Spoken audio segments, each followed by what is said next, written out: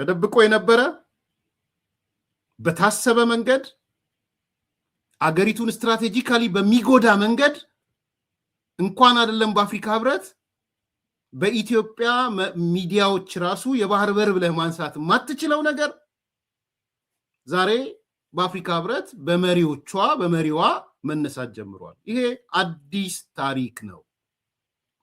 ከ35 ዓመት በኋላ የተፈጠረ አዲስ ታሪክ ነው። ቢመርህም ቢጣፍጥህም።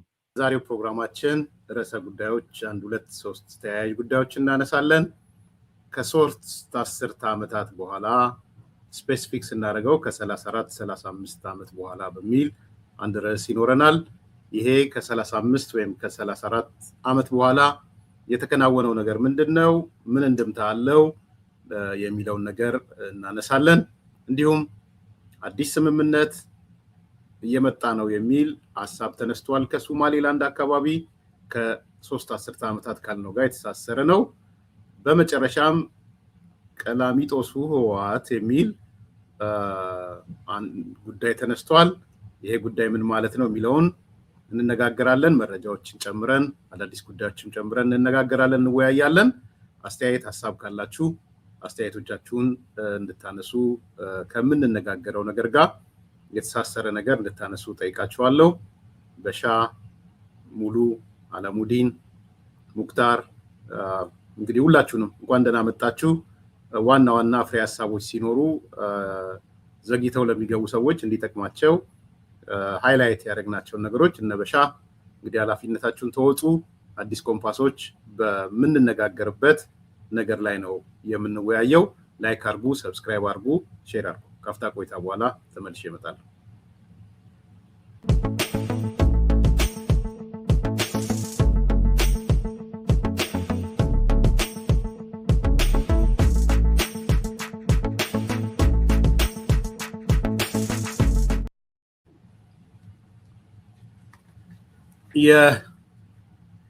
ከ3 10 ዓመታት በኋላ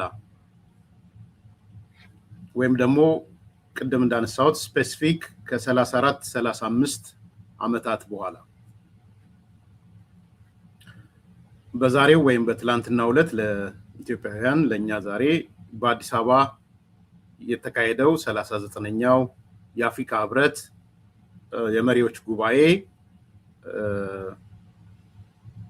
ለ30 ምናምንቴ ዓመታት በኢትዮጵያ ውስጥ የዝምታና የቁዘማ አጀንዳ የሆነውን አንስቷል።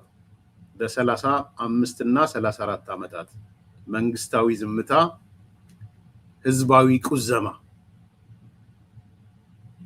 መንግስታዊ የተቀነባበረ ዝምታ፣ የህዝብ ደግሞ ቁዘማ በሚል ልንወስደው የምንችል ነው። ምን ተፈጠረ? የኢትዮጵያው ጠቅላይ ሚኒስትር ለአፍሪካ ህብረት ጉባኤ ባደረጉት ንግግር አንድ ነገር አንስተዋል። ይሄ ነው ዝምታውን ቁዘማውን የሰበረው። ጠቅሳለሁ። ከ130 ሚሊዮን በላይ ህዝብ ላለው እንደ ኢትዮጵያ ላለ አገር ቀጣይነት ያለው እድገት የተለያየ የወደብ መዳረሻዎች ያስፈልጉናል። አስተማማኝ የባህር በር መዳረሻ በሰላማዊ ትብብር ማረጋገጥ መሰረታዊ ነው እንላለን። አስተማማኝ የባህር በር መዳረሻ በሰላማዊ ትብብር ማረጋገጥ መሰረታዊ ነው እንላለን። የኔ ንግግር አይደለም፣ የጠቅላይ ሚኒስትሩ ንግግር ነው። በአፍሪካ ህብረት 39ኛው የመሪዎች ጉባኤ ላይ የተነገረ ነው። ለአፍሪካ ቀንድ አገራት የወደፊት የምጣኔ ሀብትና ለረጅም ጊዜ መረጋጋት አስተማማኝ የባህር በር አስፈላጊ ነው። ይሄ እንግዲህ የተነገረው የተባበሩት መንግስታት ዋና ጸሐፊ ባሉበት፣ የአፍሪካ ህብረት ዋና ጸሐፊ ባሉበት፣ የተለያየ የአፍሪካ ሀገራት መሪዎች በተገኙበት፣ ሌሎች የአውሮፓ፣ የአሜሪካ የተለያየ ሀገራት ወኪሎች ባሉበት ትልቅ ጉባኤ ላይ ነው። ይሄንን ነው መንግስታዊ ዝምታ ህዝባዊ ቁዘማ በመሰረተችው አፍሪካ ህብረት ውስጥ ዛሬ አጀንዳ ሆኖ ተነስቷል።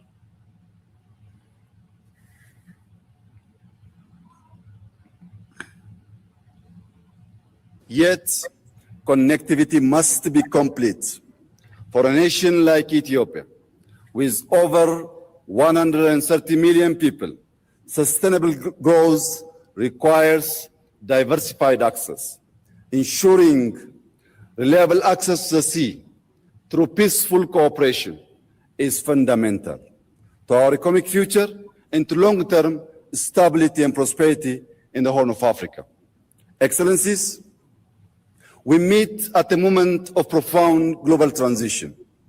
In this era of uncertainty, Africa's strength will lie in a union that is confident and united.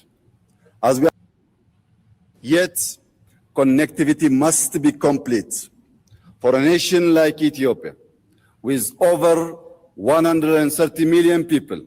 Sustainable growth requires diversified access.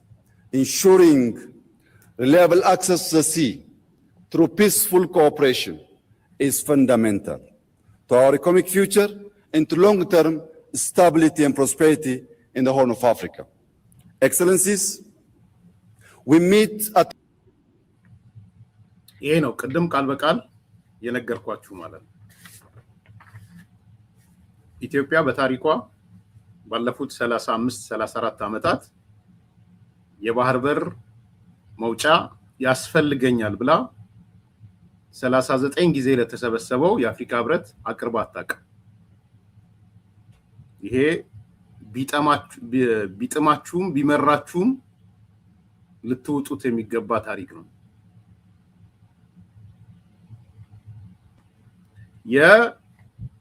የኢትዮጵያ አስተማማኝ የባህር በር መዳረሻ በሰላማዊ ትብብር ማረጋገጥ መሰረታዊ ነው የሚል የትርጉም ችግር ያለ አይመስለኝም። ቢቢሲም ላይ ሄዳችሁ ማየት ትችላላችሁ። ከ130 ሚሊዮን በላይ ህዝብ ላለው እንደ ኢትዮጵያ ላለ አገር ቀጣይነት ያለው እድገት የተለያዩ የወደብ መዳረሻዎች ያስፈልጋሉ። አስተማማኝ የባህር በር መዳረሻ በሰላማዊ ትብብር ማረጋገጥ መሰረታዊ ነው። ለአፍሪካ ቀንድ ሀገራት የወደፊት ምጣኔ ሀብትና ለረጅም ጊዜ መረጋጋት አስተማማኝ የባህር በር አስፈላጊ ነው። ይሄ ትልቅ ጉዳይ ነው። በታቀደ በታሰበ መንገድ የነበሩን መሪዎች እንኳን በአፍሪካ ህብረት ሊያነሱት ቀርቶ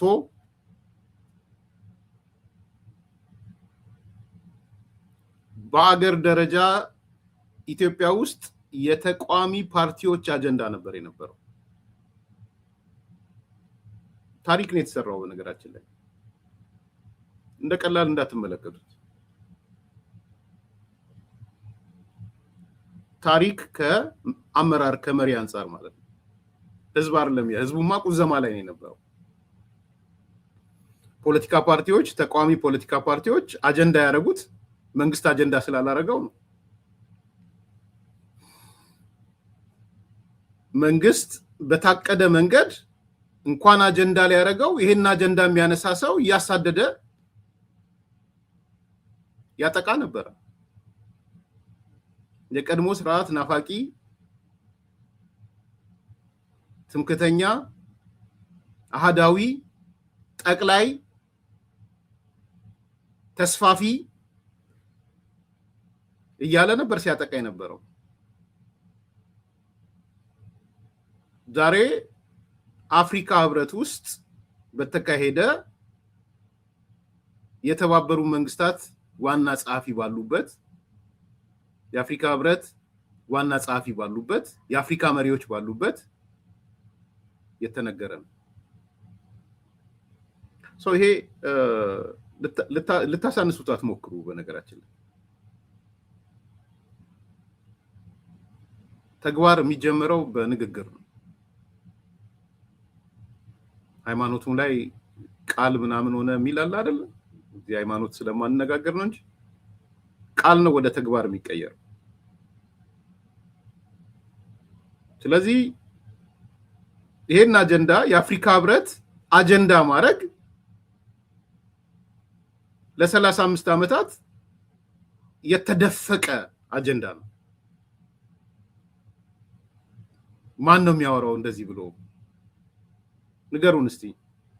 ዛሬ ጽምዶ የፈጠራችሁ ሰዎች እስቲ ንገሩንና ብሔራዊ ጥቅም የምንለው ይሄንን ነው። አጀንዳ የምንለው ይሄንን ነው። በአንድ ጊዜ የባህር በርም ወደብም ወዘተ በአንዴ አይገኝም። ተደጋጋሚ ጊዜ ነግሬያቸዋለሁ። በአንዴ የሆነ የእናት ልጅ ያስቀመጠው የአባት ልጅ ያስቀመጠው ሀብት አይደለም።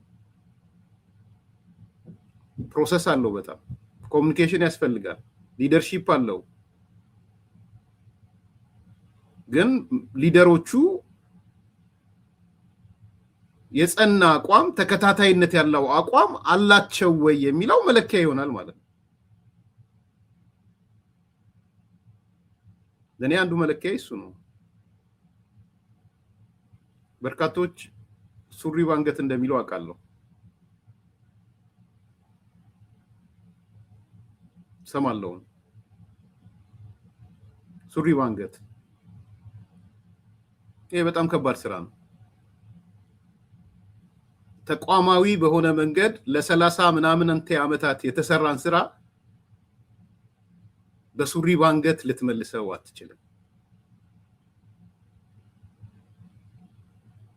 አይ ቲንክ የሊደርሺፕ ክፍተትም ይመስለኛል። የሊደርሺፕ እውቀት ላይ ያለ ክፍተት። ያ ክፍተት ምንድነው? ሊደርሺፕ ብዙ ገጽታዎች አሉት፣ ብዙ ባህሪያቶች አሉት፣ ብዙ ኮምፖነንቶች አሉት። ከነዚህ ኮምፖነንቶች አንዱ ኮሚኒኬሽን ነው፣ ተግባቦት ነው። በተለይ እንደዚህ አይነት ስትራቴጂክ ኢሹ የሆኑ ነገሮች ሱሪ ባንገት ብለህ አታመጣቸው። በአግባቡ የሚገባው ቦታ ላይ ኮሚኒኬት ማድረግ አለብህ። በአግባቡ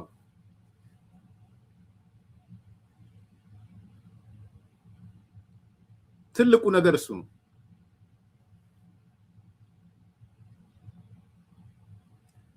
የተግባቦትህ ችሎታ ማተር ያደርጋል። በተለይ እንዳልኩት ይሄ ከጓሮ ሄደ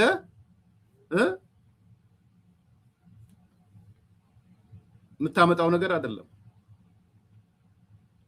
የጓሮ አትክልት አይደለም። ይሄ ሽምጥጥ አድርገህ ከጓሮ የምታመጣው ነገር አይደለም። ባንተ እጅ ያለም አይደለም። ፎር ዛት ማተር በሌሎች አካላት ፍትሃዊ ይሁን ይፍትሃዊ ይሁን ምንም ይሁን ምን ብቻ በሌሎች አካላት እጅ ያለ ጉዳይ ነው። ስለዚህ የተግባቦት ጉዳይ ጊዜ ይወስዳል። አንዳንዶች ቶሎ ተስፋ ቆርጠው በቃ መጀመሪያ ባህር በር ምናምን ሲባል ቶሎ የባህር በር የሚገኝ መስሏቸው ምናምን መንግስት ግፋ በል ደግፍ ምናምን ብለው አሁን ደግሞ የት አለ ባህር በሩ የተገኘ ሲሉ አያለው። ትክክል ስላልመሰለኝ ነው እውነት ለመናገር።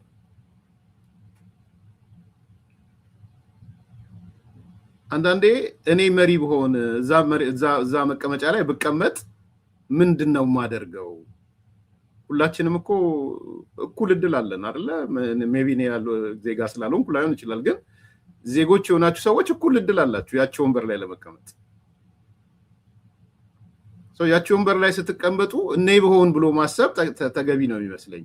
ፕሮፐርሊ ነው እየሰራ ያለሁት? ኮሚኒኬት እያረኩ ነው ወይ? ዝም ብዬ ነው ብላፍ እያረኩ ያለሁት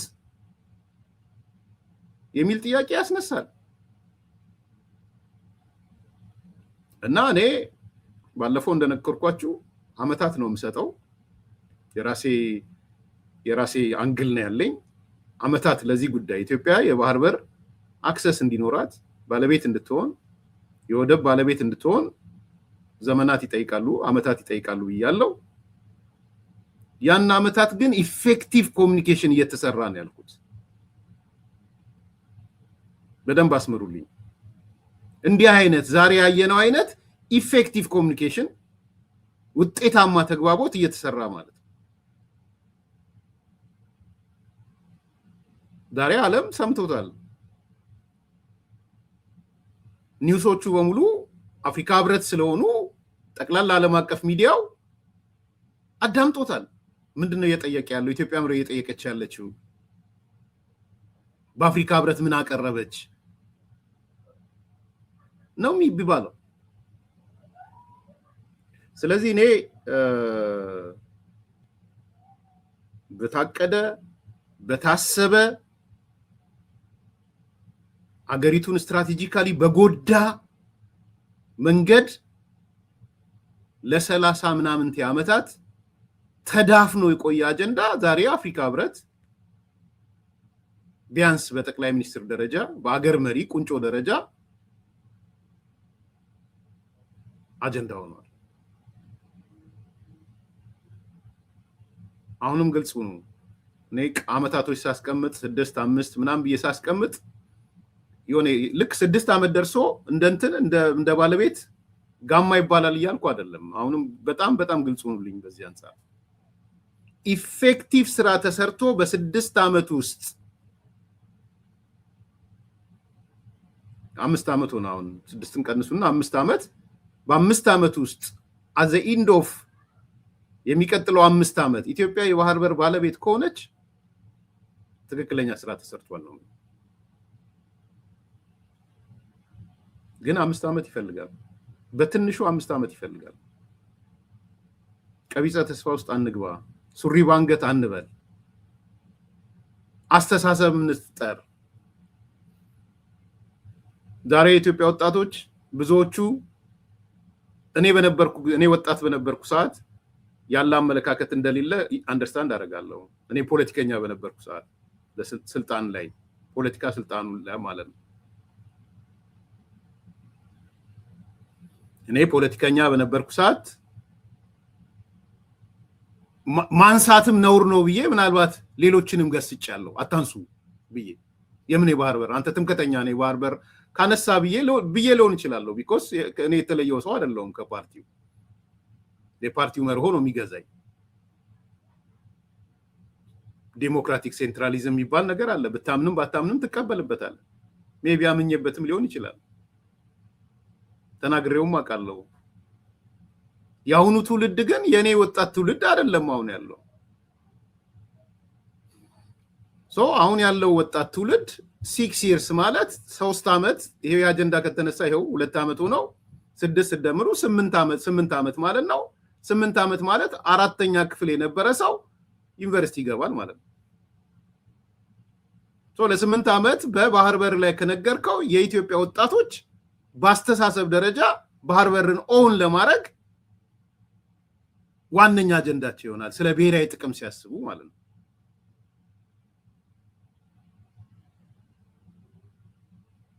ስለዚህ ጀነሬሽኑ ትውልዱ በፖለቲካ ውስጥ ሄጂሞኒ የሚባል ነገር አለ። ምናልባት ብዙዎቻችሁ ታውቁታላችሁ። ይቃል ሄጂሞኒ ሲባል ባጭሩ ያስተሳሰብ የበላይነት ማለት ነው። የሆነ ነገር የበላይነት ሲይዝ ያስተሳሰብ በሚቀጥለው 6 ዓመት የኢትዮጵያ የባህር በር ጥያቄ እኛ ኖርንም አልኖርንም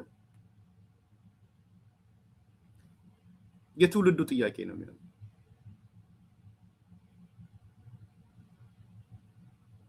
ስለዚህ መሰራት ካለበት ያ አይነት ስራዎች ናቸው። እኔ እንደ ኮሙኒኬሽን ነው ማያው ምላችሁ። ለዚህ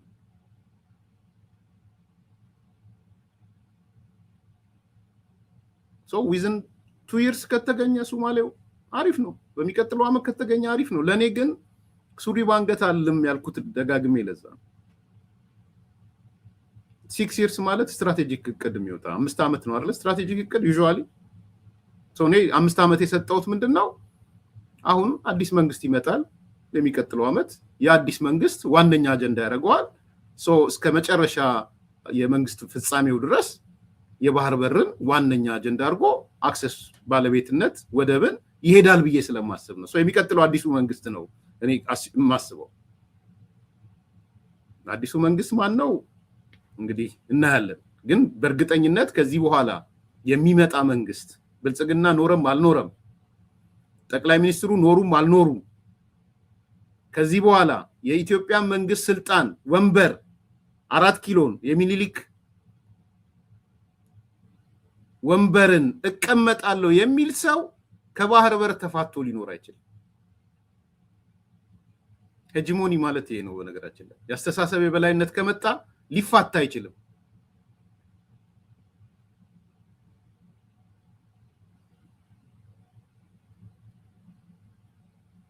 ስለዚህ ያ የፖለቲካ የበላይነት በሚቀጥሉት 5 ዓመታት ከተፈጠረ በማህበረሰባችን ውስጥ ትልቁ መነጋገሪያ የወጣቶቻችን አጀንዳ፣ የትምህርታችን የካሪኩለማችን አጀንዳ፣ የተቋማት የመስሪያ ቤቶች አጀንዳ፣ ተቋማዊ ሐሳቤ የሚኒስትሪያል ኦፊስ በሙሉ ካደረጉት ያ ነገር ያስተሳሰብ ልዕልና ካገኘ ይሳካል በህብረተሰባችን ውስጥ።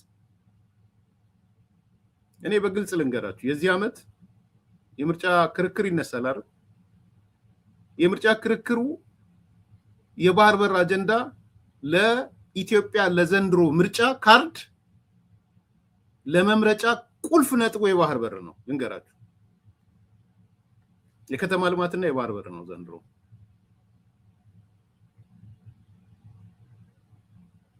ለተቋሚ ፓርቲዎችም እየነገርኳችሁ ነው። ኤርሚያስን የምትሰሙት ከሆነ በእርግጥም ወንበር እንይዛለን የምትሉ ከሆነ የኢትዮጵያ ህዝብ የምርጫ አጀንዳ የመምረጥና ያለ መምረጥ አጀንዳ ቁጥር 1 የባህር በር ነው። ኢትዮጵያ የባህር በር ባለቤት እንድትሆን የሚፈልገው ፓርቲ የትኛው ፓርቲ ነው ብሎ ነው ወጣቱ የሚጠይቀው። ከዚህ በኋላ ይውልሲ የሚቀጥለው ምርጫ ማተር የሚያደርገው የባህር በር ነው። የባህር በር ላይ ያላችሁ አቋም ማለት ነው። ሜቢ ኢዝ ኖት ኢኮኖሚ ላይሆን ይችላል። በተወሰነ መልኩ ከተማ ልማት፣ ኢኮኖሚም ከሆነ ከተማ ነው። ስለዚህ የሚቀጥለው ምርጫ ገፊ ምክንያቶች 2 ናቸው በእኔ እምነት። ሌሎች ይጨመራሉ አይጨመሩም እያልኩ አይደለም። በመሰረቱ ነምበር 1 ብሔራዊ ጥቅም፣ ነምበር 2 ከተማ ልማት። እነዚህ ነገሮች ላይ ፖለቲካ ፓርቲዎች ያላችሁ አቋም ፓርላማ የመግባትና ያለ መግባት እድላችሁን ይወስናል። ይሄ ደግሞ ሄጂሞኒክ እየሆነ ይሄዳል ማለት ነው። ኢዴፓ በህብረተሰብ ውስጥ ትልቅ ጉልበት አግኝቶ የነበረው በባህር በር ጥያቄ ነው። 93 94 92 የእናቱ ልደቱ ፓርቲ የነበረው ማለት ነው። ቀጥሎ የከተማ ልማት ነው። ከተማ ላይ አዲስ አበባ ላይ ፎከስ ስላደረገ ስለነበረ 92 93 ጠይቁት አቶ ልደቱ ነው። ውሸት ነው የሚል ከሆነ እኔ ኢን ዘ ሴንተር ኦፍ የምርጫ ካምፔን ውስጥ ኢን ዘ ሴንተር ነበርኩኝ 92 93 በነገራችን ላይ አቶ ልደቱ የሚወዳደርበትም ማለት ነው። እነ ቀስቶ አበበ ቀስቶ ያለበት ከአበበ ቀስቶ ጋር 3 ነው ምናምን 2 3 እንትን ክርክር ገጥም ያለው በህዝብ ፊት ማለት አረሳውም። አበበ ቀስቶ የሚያነሳው 2 ነገር ነው። አንደኛ የባህር በር ምናምን ነው የሚያነሳው፣ ህዝቡን የባህር በር ያሳጣ ምናምን ነው የሚለው። ቀጥሎ አዲስ አበባ ነው የሚያነሳው። ደኛ መልስ የሚከብደን የነበረው የባህር በር ጥያቄ ነው። ቀጥሎ ደግሞ እንዳልኩት የአዲስ አበባ ጉዳይ ነው። ዋነኛ አጀንዳቸው መወዳደሪያ መቀስቀሻ አጀንዳቸው ራሱ የባህር በር ነበረ። ቀጥሎ አዲስ አበባ ነበር የነበረው። ከተማ ልማት ደግሞ እውነት ነው። ከተማዋም ደግሞ ተረስታ ነበር ነው። እንደ ጠላት ነው የተታየ። ኢህአዴግ እንደ ጠላት ነበር አዲስ አበባን ሲያየት ነበር። የባህር በር ጥያቄንም እንደ ጠላት ነበር የሚያዩ። ስለዚህ እነዚህን ኢንስትሩመንት አደረጉ ኢዴፓዎች እና ልደቱ ገዘፉበት። በእነዚህ ጥያቄዎች ገዘፉ። ዛሬ የት እንደገቡ እያያችሁ ነው። አጀንዳውን ገዢው ፓርቲ ሲነጥቃቸው ክንፏን እንደተመታ ጆፍ ያምራው ሆኗል። አጀንዳው ገዢ ፓርቲ ነጠቃቸው። ዛሬ ገዢ ፓርቲ ዋነኛ አጀንዳ ብሔራዊ ጥቅም የባህር በር ሆኗል። ዛሬ የገዢው ፓርቲ ዋነኛ አጀንዳ የከተማ ልማት ሆኗል። በአፍሪካ ህብረት ጭምር የሚቀርብ ጠቅላይ ሚኒስትሩ ሰምታችሁ ከሆነ ስለ አዲስ አበባ ልማት ነው የሚያወራው። ሚኒስትሮቹ ምኖቹ የጻፉትን አይታችኋል። ዛሬ የዩጋንዳው መከላከያ ሚኒስትር ወይም ቺፍ ኦፍ ስታፍ የጻፈውን አይታችኋል። ሲጮሁበት ሲሰድቡት ነበር። የዩጋንዳው ቺፍ ኦፍ ስታፍ ጀነራሉ ማለት ነው። ስሙ ረሳሁት። አዲስ አበባን አየዋት፣ አሁን ያለን አማራጭ እንደ አዲስ አበባ መንቀሳቀስ ነው። የዩጋንዳ ዋና ከተማ ካምፓላን አዲስ አበባ ማድረግ አለብን ያለው። ይሰዱታል ከስር። ዴሞክራሲ የለም እኮ ሰብአዊ መብት እኮ የለም ምናምን ያለው። አሁን የአፍሪካ የዩጋንዳን ጀነራል ነው ዴሞክራሲ የምትጠይቀው። ምን አይነት ማፈሪያዎች እንደሆኑ አንዳንድ ኢትዮጵያውያን እንደው ምን አለ ማለት አስተያየት የምትሰጡበት ቦታ እንኳን ለይታችሁ አስተያየት ስጡ። ለማን ነው የምትሰጡት የሚለው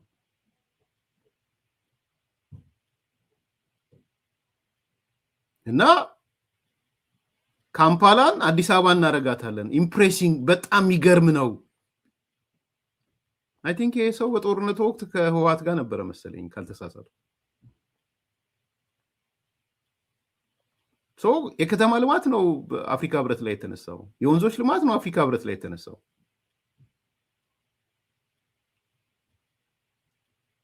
ስለዚህ አጀንዳው እስከ አፍሪካ ህብረት መሄዱ ሊያስመሰግን የሚገባ ታሪክም ነው። ዛሬ ታሪክ ነው የተሰራው። የአንደበት ታሪክ ተሰርቷል። የሙሶቪኒ ልጅ ነው።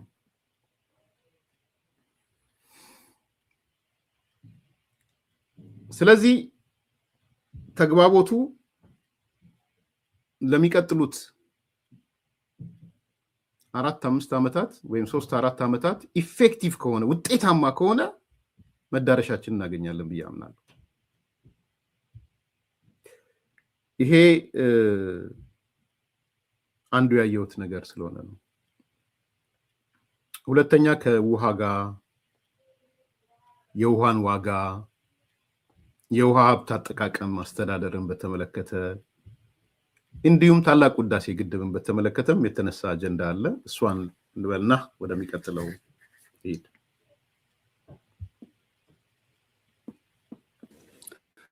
As we build on the African Water Vision 2025, we reflect on a simple truth. Water is more than a resource. It is a foundation of development, innovation, and stability.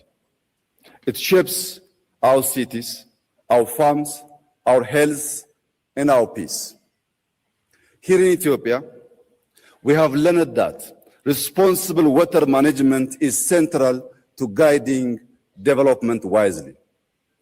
The Grand Ethiopian Renaissance Dam now powers homes and industry, exports electricity to neighboring countries, and shows how African ingenuity can drive shared prosperity. Across Africa, rivers can become engines of stability when governed for shared benefit.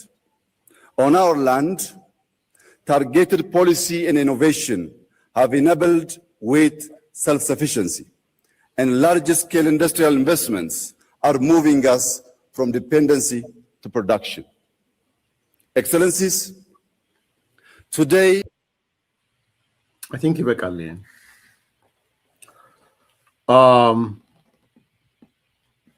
ሁለተኛው አጀንዳ ያው ከቅድሙ ጋር የተያያዘ ነው። የውሃ አጀንዳ ነው። የውሃ ዋጋን እና የውሃ አጀንዳ ነው። የዛሬ ስንት ዓመት አንድ መጣጥፍ ላይ አንብቤ ተናግሬ ነበር። የዛሬ 5 ዓመት 74 ዓመት የሆነ ታዋቂ አይ ቲንክ እንትና መሰለኝ የሞተው ሰውዬ መሰለኝ አሜሪካው ስትራቴጂስት ዲፕሎማቲክ ስትራቴጂስቱ የሱ ይመስለኛል ከተሳሳትኩ አርማለሁ የሚቀጥለው የዓለም ጦርነት የውሃ ጦርነት ነው ብሎ ነው የጻፈው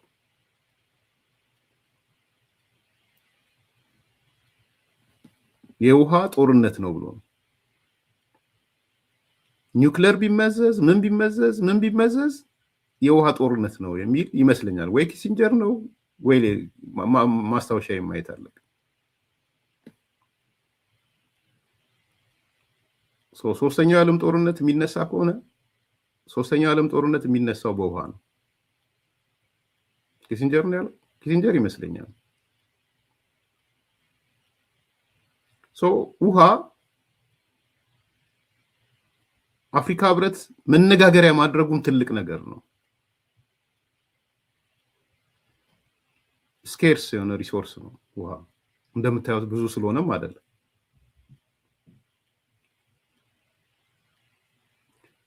ስለዚህ የውሃ ዋጋ ተነስቷል የውሃ አስተዳደር ተነስቷል ኢትዮጵያ ደግሞ ታላቁ ህዳሴ ግድብን ለምን እንደምትጠቀምበት ተነስቷል የውሃ ዋጋ ውሃ ከሀብት በላይ ነው ይሄ ጠቅላይ ሚኒስትሩ ንግግር ነው ውሃ ከሀብት በላይ ነው የእድገት መሰረት የፈጠራ ምንጭ የመረጋጋት መነሻ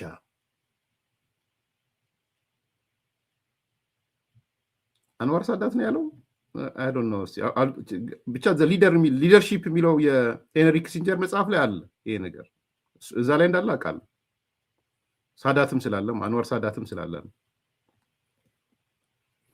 አንድ እሱ ነው እዛ ላይ ሞዴል ሆኖ የቀረበው ያም ሆነ ይህ ተውት አሁን ማን ነው ያለው ይሄን ያለው የሚለውን ተውና እኛ አባባሉን ብቻ ሳይሆን እንትኑን ሶስተኛ የዓለም ጦርነት የሚነሳ ከሆነ እንኳን የውሃ ጦርነት ነው የሚሆነው የሚለውን ከግምት እንክተት ስለዚህ ውሃ ማለት ጠቅላይ ሚኒስትሩ እንዳነሳው ሀብት ነው ከሀብት በላይ ነው የእድገት መሰረት ነው የፈጠራ ምንጭ ነው የመረጋጋት መነሻ ነው ይቀጥላል አሁንም ውሃ ማለት ሰላማችንን ጤናችንን ግብርናችንን ከተሞቻችንን ይቀርጻል አብዛኞቹ ከተሞች ብታያቸው ከውሃ ጋር የተሳሰሩ ናቸው አዲስ አበባ ናት ምናልባት ለየት ባለ መልኩ መሃል ላይ ደሴት የሆነችው እንጂ የመሬት ደሴት የሆነችው እንጂ ብዙዎቹ የዓለማችን ከተሞች ከውሃ ጋር የተሳሰሩ ከተሞች ናቸው ከወደብ ጋር የተሳሰሩ ናቸው ውሃ ሰላምም አለው ጤናም አለው ግብርናም አለው ከተማ ልማትም አለው የውሃ አስተዳደር ላይም ያነሳው ነገር አለ ጠቅላይ ሚኒስትሩ አፍሪካውያን የውሃ ሀብትን በአግባቡ መጠቀም ከቻልን በአፍሪካ እድገት ከፍ ያለ ተጽዕኖ ማሳደር እንችላለን ኢትዮጵያ ኃላፊነት የተሞላበት የውሃ አስተዳደር እድገትን በብልሃት ለመምራት ወሳኝ መሆኑን ተምራለች ስለ ፍትሃዊነት ነው ያነሳል ለግብጽ ነው እየመለሰላት ያለው ለሱዳን ነው እየመለሰላት ያለው ይቀጥላል ታላቁ ህዳሴ ግድብን በተመለከተ ከ5000 ሜጋዋት በላይ የኤሌክትሪክ ኃይል የሚያመነጨው ታላቁ ህዳሴ ግድብ ለመኖሪያ ቤቶችና ለኢንዱስትሪዎች የኃይል አቅርቦት ምንጭ ከመሆኑን ባሻገር ወደ ጎረቤት ሀገራት በመላክ የውጭ ምንዛሪ ምንጭ ሆኗል ስለ ታላቁ ህዳሴ ግድብ ስናስብ የመኖሪያ ቤት ኤሌክትሪክ የኃይል አቅርቦት እሱ ብቻ ሳይሆን ለጎረቤት ሀገራት የኃይል ምንጭ በመሆን የውጭ ምንዛሪ ያገኘ ነው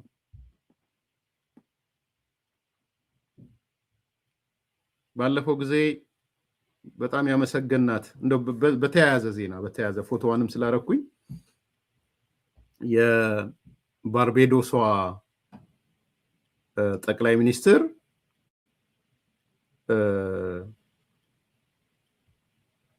ዛሬ ሚያ ሞትሊ ማለት ነው ለሶስተኛ ጊዜ የሀገሪቱ ጠቅላይ ሚኒስትር ሆና ተመርጣለች ባርቤዶስ አዲስ ኮምፓስ እንኳን ደስ ያለሽ ማለት ይፈልጋል ቢሰማም ባይሰማም ደስ ብሎናል በጣም እንደዛ አይነት ሊደርስ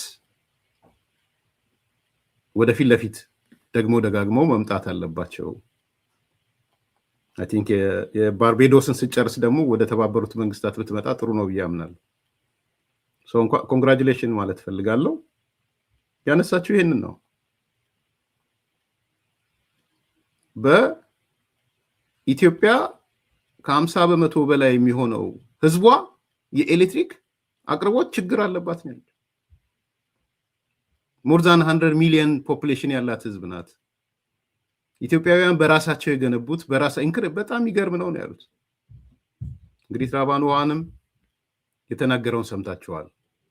ሶ በዛ አጋጣሚ አይ ቲንክ ጠቅላይ ሚኒስትሩም ኮንግራቹሌሽን ብለዋታል መሰለኝ። እኛም አዲስ ኮምፓሶች ኮንግራቹሌሽን ብለዋት። አይ ቲንክ እንደዛ አይነት የአፍሪካ ዓለም ሊደርስ የዓለም መሪዎች ሲመጡ ትልቅ ነገር ነውና ለማስታወሻ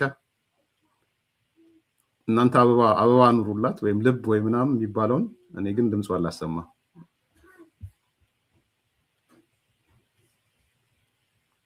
Sure. If they don't have a chair at the table for you, bring your folding chair. And that's what we've had to do. I like that. Bring our folding chair to the table. That's sort of what Ethiopia has just done. I mean, Exactly. what we're just speaking about is Ethiopia has been trying for a long time to build a dam, and I know it hasn't come without its political, sensitivities with Egypt and other countries that are downstream from the Nile, but it's really revolutionary what they've done, because Absolutely. Ethiopia wanted to build a dam that they needed to generate electricity for a region that covers how many millions of people? Well, the population of Ethiopia is over 100 million. You're right. And only, I think, just over 50% of their population have access to electricity. Yeah. And if you talk to anyone about the story of Africa, the biggest problem in Africa is that when the world is talking about technology, 600 million people out of 1.4 billion do not have electricity. Yeah. And the World Bank is committed to doing 300 million, and I thank Ajay for that. But what's happening to the other 300 million? Mm-hmm. The world has more than enough money to finance it. And the fact that they're using a dam means that they're using renewable energy that is not becoming a drag on the planet as well. But how they funded it was fascinating. That's the story of resilience. I mean, that's the most fascinating So story. the They asked for a international- loan from the international bank. And the bank's international community refused to fund it for whatever reasons, and the Ethiopians turned inward. And between the central bank and the banks in Ethiopia and the ordinary citizens, It's a mind-blowing story. buying bonds, citizens giving donations. And I said to the Prime Minister 2 days ago when we opened it to Abiy, I said, look, you know that this is the 21st century Adwa. And for those who don't know about Adwa is the battle where Ethiopia beat Italy in 1896. Nobody believed it would have happened. And Ethiopia came together, and it took them, I think, almost 2 years in the long trek, and they rose majestically. Adwa is what led to the beginning of the Pan-African movement. The New York Times, when you go to the museum in Addis Ababa that commemorates Adwa, you see the New York Times articles showing that this little African country, that's their mind, oh man, is much bigger than Italy, beat the great Italians. And out of this then came the entire movement that, guess what, Black people can achieve something after centuries of domination and subjugation.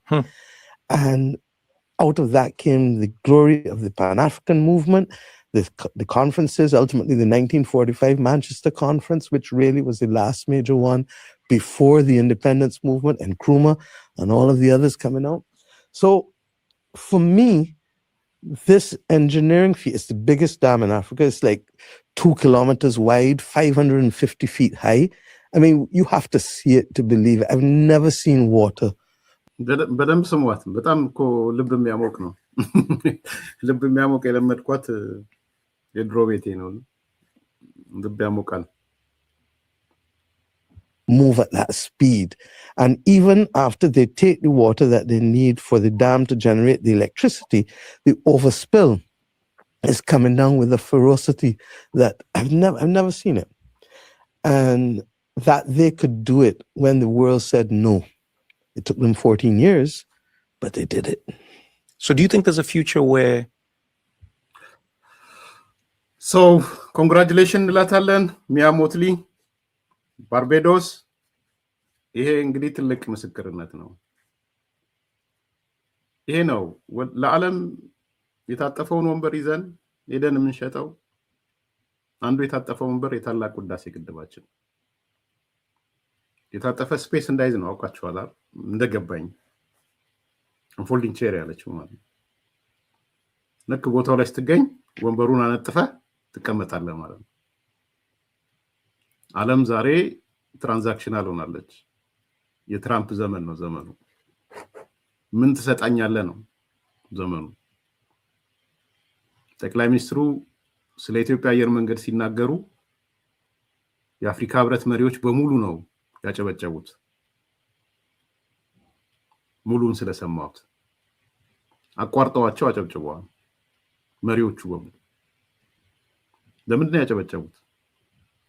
ለምን የኢትዮጵያ አየር መንገድ ሲነሳ ያ አይነት የጋራ ጭብጨባ ለምን ተሰማ? ያያችሁ ኢትዮጵያ አየር መንገድን ከራሳችን አውጥተን የአፍሪካ መኩሪያ አድርገነዋል። እኔ እሱን ነው ፖለቲካሊ ኢንተርፕሬት አድርግ ብትሉኝ ከሌላው ተለይቶ የኢትዮጵያ አየር መንገድን ጠቅላይ ሚኒስትሩ ሲያነሳ በጋራ ያጨበጨቡት ምክንያት ሄጂሞኒክ ሆኗል ማለት ነው። ያስተሳሰብ የበላይነት ፈጥሯል። አየር መንገዳችን የአፍሪካ ኩራት። ሞቶውን ረሳሁት፣ አስታውሱኝ በሻ የአፍሪካ የአየር መንገድ ሞቶ ኮኔክቲንግ አፍሪካ ነው የሚለው። አሁን ኮኔክቲንግ አፍሪካ እንደውም አድጎ ዓለምን ነው አፍሪካን ከዓለም ማገናኘት ነው፣ አፍሪካን ከአፍሪካ ማገናኘት ነው። ሞቶውን ትዝ አሁን አዲስ ሞቶ ከቀየሩ አላውቅም። ሶ ኮኔክቲንግ አፍሪካ እንኳን ቢሆን አፍሪካን ከአፍሪካ ሀገራትን ከአፍሪካ ሀገራት ከሆነ የሁሉም ነው ማለት ነው። ለዚህ ነው ያጨበጨቡት። የጋራ ሞቶ ስለሆነ bringing Africa together, the spirit of Africa, the new spirit of Africa ተቀይሯል። ኮኔክቲንግ አፍሪካ እኔ በነበርኩ ሰዓት እንደውም መስቀል አደባባይ ጋር በትልቁ ተለጥፎ ነበረ ሞቶ። so yeah, I think bringing Africa together መሰለኝ አሁን the new spirit of Africa ሆነ። in any case አፍሪካ አለበት ውስጡ connecting Africa with the world መሰለኝ። thank you KK. in any case አፍሪካውያን በአዳራሻቸው በጋራ ያጨበጨቡት የአፍሪካ ልዩ ምልክት ስለሆነ ነው። $10 ቢሊዮን ሲነሳ በ12 ቢሊዮን ዶላር አዲስ ነገር ሲነሳ የጋራ አደረጉት። ስለዚህ ይሄ ትልቅ ሞመንተም ነው። የታጠፈ ወንበር ይዘህ ወደ ዓለም አደባባይ የምትገባበት ነው። ይሄ የሚያናድደው ካለ፣ ይሄ የሚያቆስለው ካለ፣ ይሄ የሚያበሽቀው ካለ ኢትዮጵያዊ ነኝ የሚለውን ውስጡን ይመርምረው።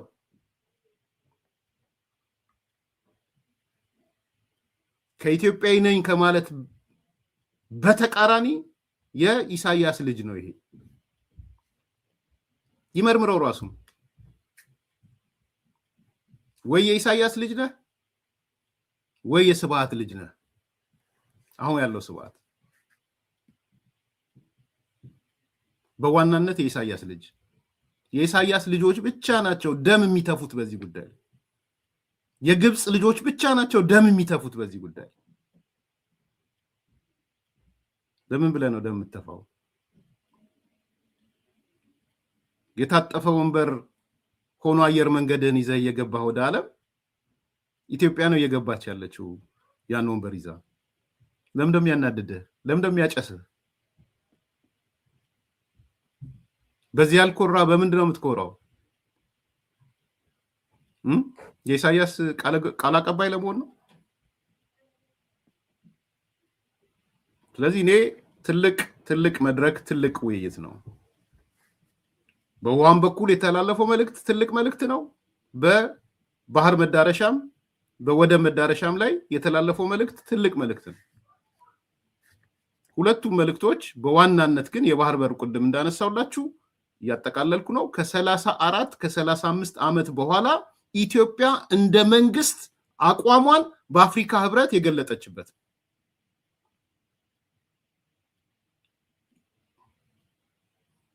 ተደብቆ የነበረ በታሰበ መንገድ አገሪቱን ስትራቴጂካሊ በሚጎዳ መንገድ እንኳን አይደለም በአፍሪካ ህብረት በኢትዮጵያ ሚዲያዎች ራሱ የባህር በር ብለህ ማንሳት ማትችለው ነገር ዛሬ በአፍሪካ ህብረት በመሪዋ መነሳት ጀምሯል። ይሄ አዲስ ታሪክ ነው።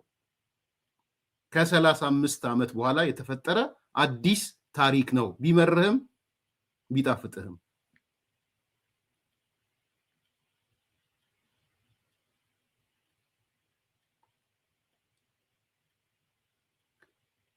ይሄ ደግሞ የአመራር ውጤት ነው።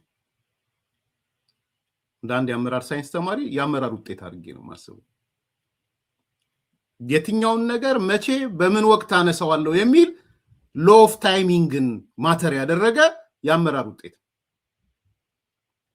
ጠቅላይ ሚኒስትሩን የመውደድ ያለ መውደድ ጉዳይ አይደለም።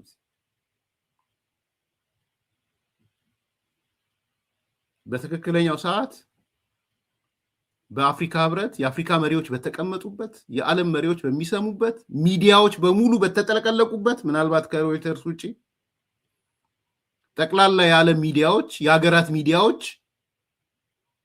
ባሉበት ነው አጀንዳ የሆነው። ከዚህ በኋላ የመሸጥ ጉዳይ ኤምባሲዎች ስራችሁን ስሩ፣ ውጭ ጉዳይ ሚኒስቴር ያላችሁ ተቋማት ስራችሁን ስሩ፣ ሚዲያዎች ስራችሁን ስሩ። ይሄ ለኔ ትልቅ የ34 35 ዓመት ያልተደፈረ ነገር ነው የተደፈረው። ውይይቱ ምን ነበረ? ኮንቨርሴሽኑ አጀንዳውን ሌላ ሰው አንስቶታል ወይ? በዛ በኋላ ምናምን አላቅም። ኪኖቱን ነው ያየሁት። ይሄ ነው